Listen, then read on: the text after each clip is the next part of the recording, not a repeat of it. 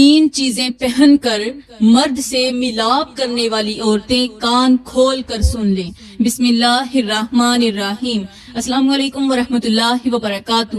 میری پیاری بہنوں اور میرے محترم بھائیوں، آج کا یہ بیان کوئی عام بیان نہیں ہے، بلکہ ایک ایسا سچ ہے جو ہر شادی شدہ عورت کے لیے جاننا بہت زیادہ ضروری ہے۔ کیا آپ جانتے ہیں کہ کچھ عادتیں ایسی ہوتی ہیں جو عورت خود اپنی زندگی میں لے آتی ہے اور پھر وہی عادتیں اس کے رشتے کو کمزور کر دیتی ہیں، وہی چیزیں شوہر کے دل میں دوری پیدا کر دیتی ہیں اور عورت سمجھ ہی نہیں پاتی کہ آخر مسئلہ کہاں آیا ہے۔ میری پیاری بہنوں، آج ہم ایک ایسے موضوع پر بات کرنے جا رہے ہیں جسے اکثر نظر انداز کر دیا جاتا ہے، مگر یہی چھوٹی چھوٹی باتیں شوہر کے دل میں محبت بھی بڑھاتی ہیں اور بعض اوقات نفرت بھی پیدا کر دیتی ہیں۔ آج ہم ان تین چیزوں کا ذکر کریں گے جنہیں پہن کر اگر عورت شوہر کے پاس جاتی ہے تو وہ خود اپنے رشتے کو نقصان پہنچا رہی ہوتی ہے۔ میرے بھائیوں اور میری بہنوں، آخر وہ کون سی غلطیاں ہیں جو انجانے میں ہو جاتی ہیں مگر اثر بہت گہرا چھوڑ جاتی ہیں؟ کیا آپ نے کبھی سوچا ہے کہ بعض اوقات شوہر قریب ہوتے ہوئے بھی دور کیوں ہو جاتا ہے؟ اسی لیے آج ہم ان تین چیزوں کا راز کھولنے جا رہے ہیں، اس لیے آج کا بیان مکمل سننا ضروری ہے، کیونکہ آگے آنے والی باتیں تمہیں چونکا بھی دیں گی اور سوچنے پر مجبور بھی کریں گی۔ میری پیاری بہنوں، یہ سب کچھ بتانے سے پہلے میں تمہیں ایک گہری معلومات سے آگاہ کرنا چاہتی ہوں۔ ایک ملک ہے جس کا نام فرانس ہے۔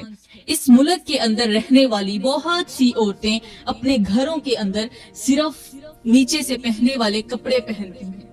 وہ کپڑے جو عورت کی شرم و حیا کو چھپاتے ہیں، صرف وہی لباس پہنتی ہیں، مکمل لباس نہیں پہنتی، کیونکہ وہ ایک تو غیر مسلم ہے، دوسرا یہ دونوں چیزیں گھر کے اندر اپنی فیملی کے سامنے پہننا ان کے لیے کوئی نامناسب کام نہیں سمجھا جاتا، بلکہ وہ اسے نارمل زندگی کا حصہ سمجھتی ہیں۔ ان کے نزدیک جسم کی نمائش کوئی بڑی بات نہیں، بلکہ ایک عام سی عادت ہے۔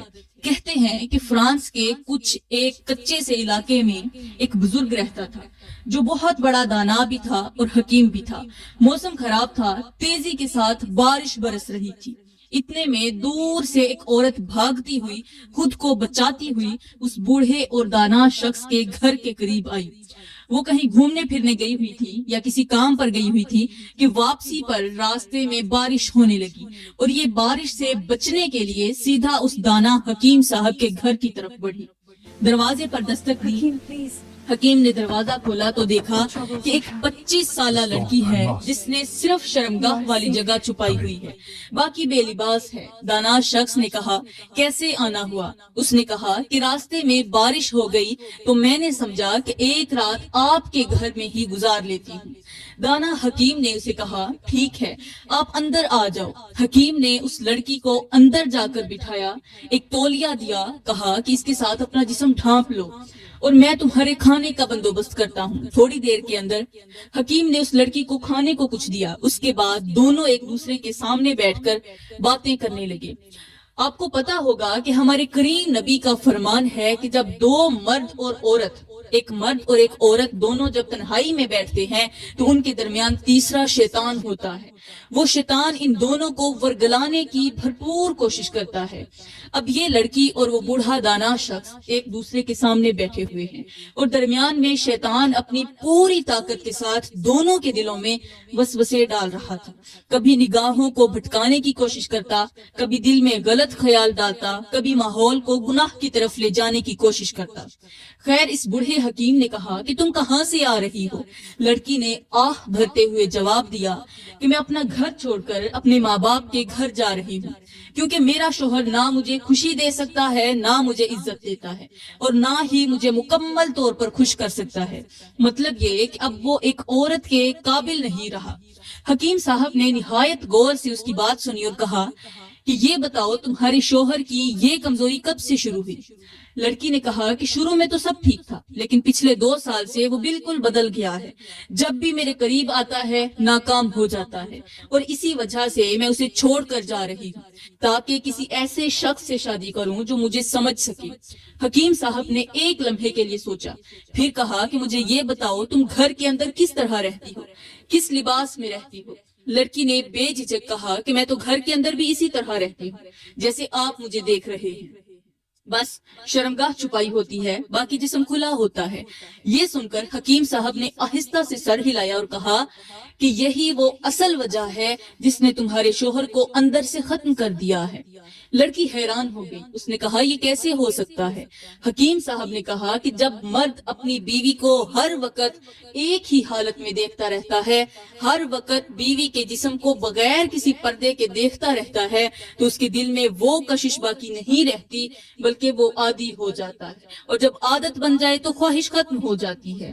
پھر حکیم صاحب نے نہایت حکمت سے کہا کہ مرد کے اندر جو جذبہ ہوتا ہے وہ نیا پن مانگتا ہے، وہ چاہتا ہے کہ ہر بار ایک نیا احساس ہو، ایک نیا انداز ہو، لیکن جب تم نے اسے ہر وقت ایک ہی منظر دکھایا تو اس کے دل نے تمہیں عام سمجھ لیا، اور جب دل کسی چیز کو عام سمجھ لے تو پھر اس میں نہ وہ شوق رہتا ہے اور نہ وہ طاقت رہتی ہے۔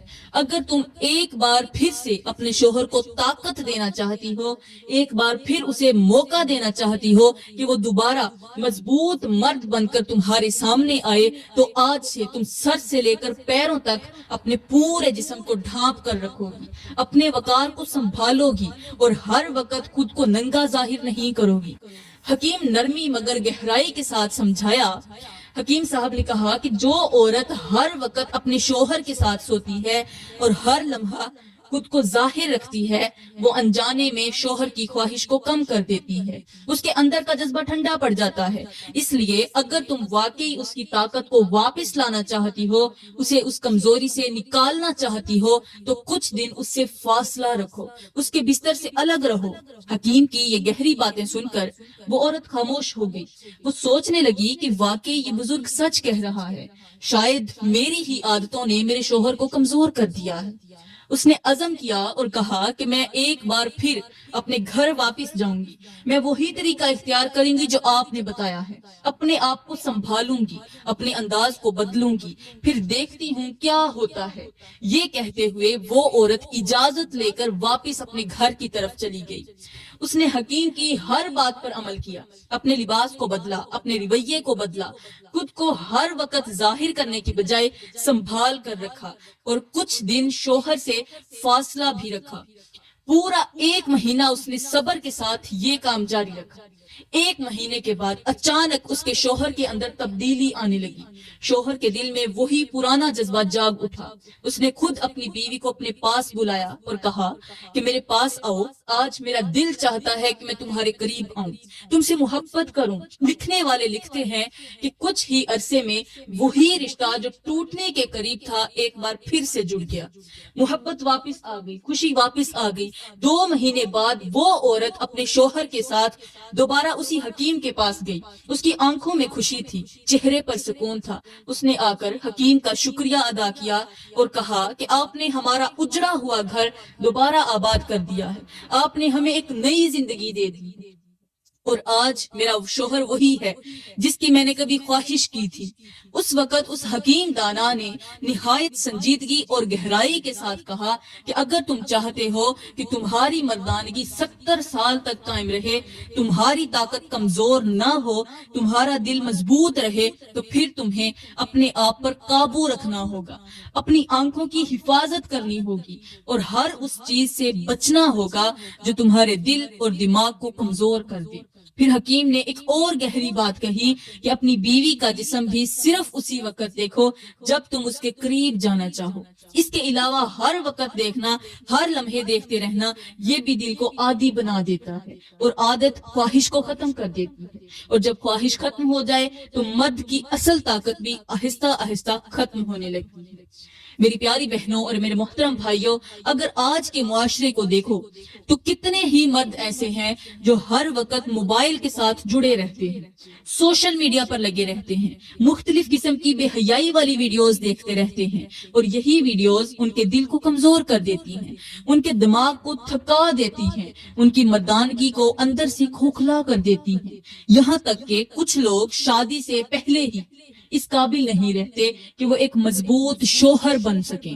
یہ اپنے آپ پر سب سے بڑا ظلم ہے۔ میرے بھائیوں، ہمارے کریم نبی کا فرمان ہے کہ جب تم چلو تو اپنی نظریں جھکا کر چلو، سر اٹھا کر چلو مگر نظریں جھکا کر چلو، اس لیے فرمایا گیا تھا کہ کہیں تمہاری نظر کسی ایسی عورت پر نہ پڑ جائے جسے دیکھتے ہی تمہارے اندر شہوت پیدا ہو جائے، کیونکہ نظر ہی وہ پہلا دروازہ ہے جہاں سے گناہ دل میں داخل ہوتا ہے، اور جب دل کے اندر یہ آگ لگ جائے تو پھر اسے قابو کرنا آسان نہیں رہتا۔ اگر تم اس وقت شادی شدہ ہوگے تو تمہارا مسئلہ آسان ہو جائے گا، تم اپنی بیوی کے پاس جا کر اپنے جذبات کو حلال طریقے سے پورا کر لو گے، لیکن اگر تم شادی شدہ نہیں ہوگے تو پھر اس شہوت کو قابو کرنا تمہارے لیے ایک مشکل امتحان بن جائے گا۔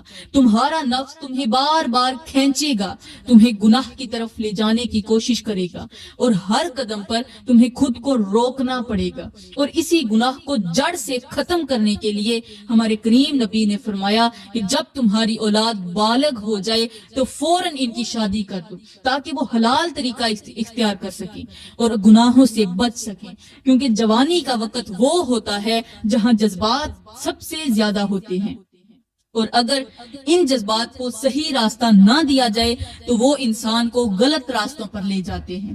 لیکن آج کے معاشرے کو دیکھو تو الٹی گنگا بہہ رہی ہے۔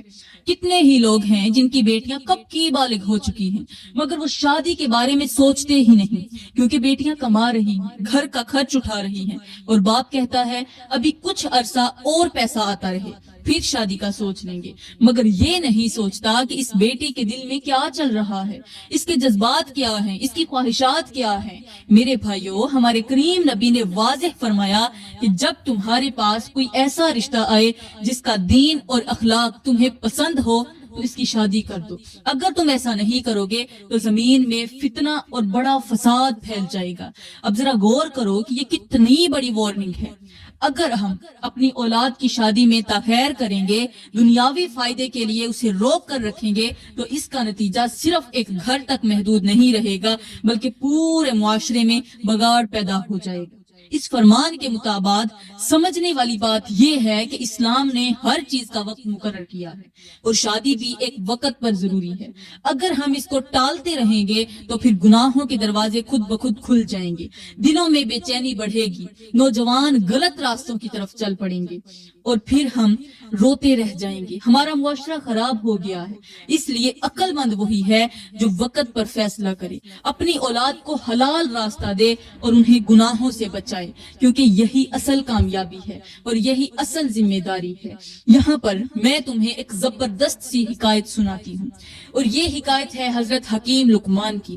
کہتے ہیں کہ ایک دفعہ ایک نوجوان لڑکا روتا ہوا حضرت حکیم لقمان کے پاس آیا۔ اس کی آنکھیں سرخ تھیں، چہرے پر پریشانی تھی اور دل بے چین تھا۔ اس نے آتے ہی کہا، اے حکیم، میں اپنے نفس سے ہار گیا ہوں، میری نظریں قابو میں نہیں رہی، میرا دل ہر وقت بے چین رہتا ہے، میں کیا کروں؟ یہ سن کر حضرت حکیم لقمان نے اسے غور سے دیکھا اور مسکرا کر کہا، آؤ میرے ساتھ۔ کہتے ہیں کہ وہ اسے ایک ایسے مقام پر لے گئے جہاں ایک طرف ایک خوبصورت باغ تھا، رنگ برنگے پھول تھے، خوشبو پھیلی ہوئی تھی، اور دوسری طرف ایک گہرا کنواں تھا جس کے اندر اندھیرا ہی اندھیرا تھا۔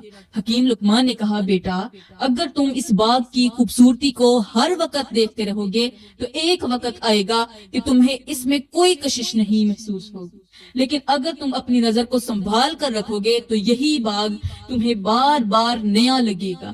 پھر انہوں نے اسے کنویں کے قریب لے جا کر کہا، اگر تم ایک قدم بھی بے احتیاطی سے آگے بڑھاؤ گے تو سیدھا اس اندھیرے میں گر جاؤ گے جہاں سے باہر نکلنا مشکل ہو جائے گا۔ پھر حکیم لقمان نے اس نوجوان سے کہا کہ یہی حال انسان کی نظروں کا ہے، اگر تم اپنی نظر کو آزاد چھوڑ دو گے تو وہ تمہیں آہستہ آہستہ گناہ کے کنویں میں گرا دے گا، اور اگر تم اپنی نظر کی حفاظت کرو گے تو تمہارا دل بھی محفوظ رہے گا اور تمہاری طاقت بھی قائم رہے گی۔ کہتے ہیں کہ وہ نوجوان یہ بات سن کر کانپ گیا، اس کے دل پر ایسی چوٹ لگی کہ وہیں بیٹھ کر رونے لگا اور کہنے لگا، اے حکیم، مجھے سمجھ آ گیا کہ اصل طاقت اپنی خواہش کو قابو کرنے میں ہے، نہ کہ اس کے پیچھے بھاگنے میں۔ کہتے ہیں کہ ایک دن حضرت حکیم لقمان کے بیٹے سے ایک گناہ سرزد ہو گیا۔ وہ دن بڑا ہی عجیب تھا، فضا میں ایک عجیب سی گھٹن تھی اور اس نوجوان کے دل میں بے چینی موجیں مار رہی تھی۔ اس کی نظریں قابو میں نہ رہ سکی اور وہ ایک ایسی جگہ جا بیٹھا جہاں گناہ کے دروازے کھلے ہوئے تھے۔ لمحوں کی لغزش نے اسے اس راستے پر دھکیل دیا جہاں سے واپسی مشکل لگتی ہے۔ جب گناہ ہو گیا تو اس کے دل پر ایسا بوجھ پڑا کہ وہ برداشت نہ کر سکا۔ اس کے قدم لڑکھڑانے لگے، سانسیں تیز ہو گئیں اور وہ سیدھا اپنے باپ یعنی حضرت حکیم لقمان کے پاس آیا۔ آنکھوں سے آنسو بہہ رہے تھے، زبان کانپ رہی تھی۔ اس نے آتے ہی کہا، ابا مجھ سے ایک بہت بڑا گناہ ہو گیا ہے، میرا دل جل رہا ہے، مجھے سمجھ نہیں آ رہی کہ میں کیا کروں۔ حضرت حکیم لقمان نے فوراً کوئی ڈانٹ نہ کی، نہ ہی سختی کی، بلکہ خاموشی سے اس کا ہاتھ پکڑا اور اسے اپنے ساتھ لے کر چل پڑے۔ کہتے ہیں وہ اسے ایک ایسے مقام پر لے گئے جہاں ایک طرف ایک جلتا ہوا انگارہ پڑا تھا اور دوسری طرف ٹھنڈا پانی بہ رہا تھا۔ حضرت حکیم لقمان نے کہا، بیٹا اپنا ہاتھ اس انگارے کے قریب لے جا کر دیکھو۔ جیسے ہی اس نے ہاتھ قریب کیا تو گرمی سے پیچھے ہٹ گیا۔ پھر حکیم صاحب نے کہا، اب اس ٹھنڈے پانی کو چھو کر دیکھو۔ اس نے پانی کو چھوا تو اسے سکون محسوس ہوا۔ پھر حضرت حکیم لقمان نے نہایت گہرے انداز میں کہا، بیٹا گناہ بھی اسی جلتے ہوئے انگارے کی طرح ہوتا ہے۔ جب انسان اس کے قریب جاتا ہے تو شروع میں مزہ محسوس ہوتا ہے، لیکن جیسے ہی اس کے اثرات دل پر پڑتے ہیں تو وہی چیز جلانے لگتی ہے۔ اور نیکی اس ٹھنڈے پانی کی طرح ہے، شروع میں نفس کو مشکل لگتی ہے مگر آخر میں سکون دیتی ہے۔ یہ سن کر وہ نوجوان زاروں کو تار رونے لگا۔ اس کے دل میں ایک ایسی چوٹ لگی کہ وہیں بیٹھ گیا اور کہنے لگا، ابا آج مجھے سمجھ آ گئی کہ میں نے خود کو آگ میں جھونک